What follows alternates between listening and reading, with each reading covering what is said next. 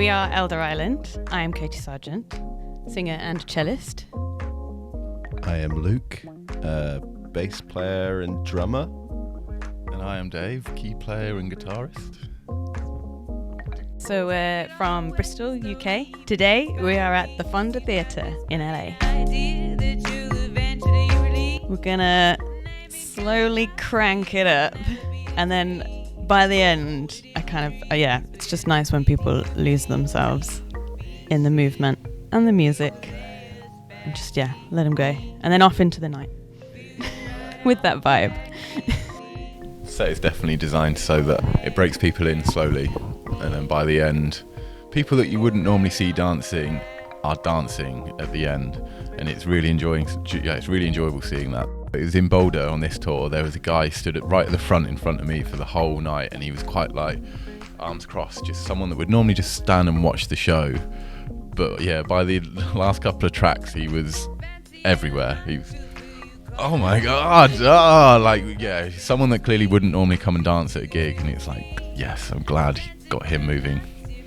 We've known each other for quite a few years, and me and Luke have been in bands together from a young age, and met Katie at university when we were all studying like art degree subjects, but always kind of tinkered with music stuff on the side. And then as we graduated, we kind of kept playing music together, and it was always another like artistic outlet to doing graphics and photography and art-based subjects.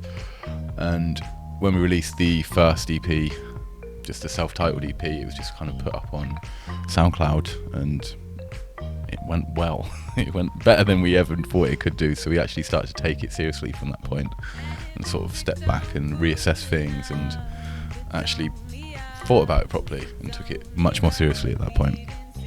I think it's just been such a long evolution. So we started out, it was kind of like experimental folk. We were listening to things like The Books and Coco Rosie, and then a lot of folk, because we were stoner university students. And then from there, I guess it blossomed with being able to afford new gear, new instruments, like the birth of easily accessible synths that we could actually afford. Things like that. Got anything to add? Still trying to find that sound. Still not fully evolved yet, but we're getting there. We'll be doing it forever, eh? Yeah, we love to tinker. We're tinkerers.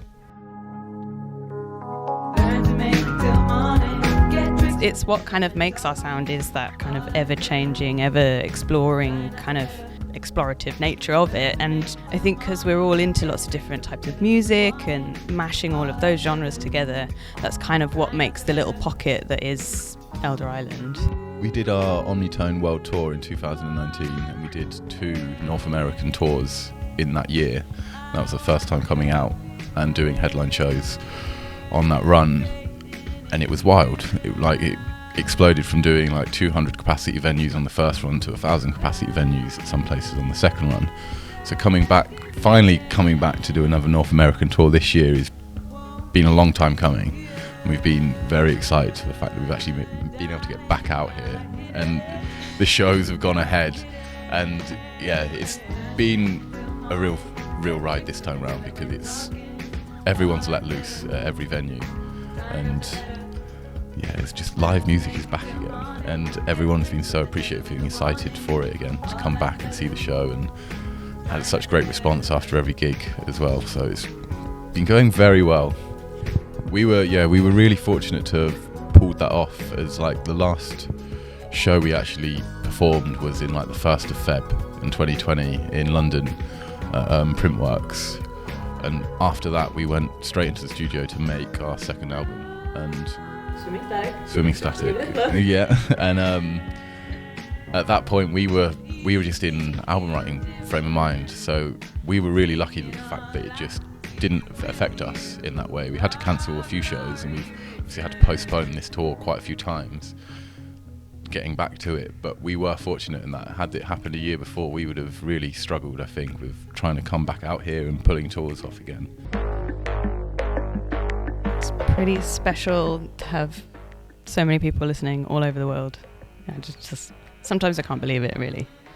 because you can check all the like who's listening to you right now on Spotify and how many people are listening in what countries, and we didn't realise how popular we are in Istanbul, and that was quite a shocking one.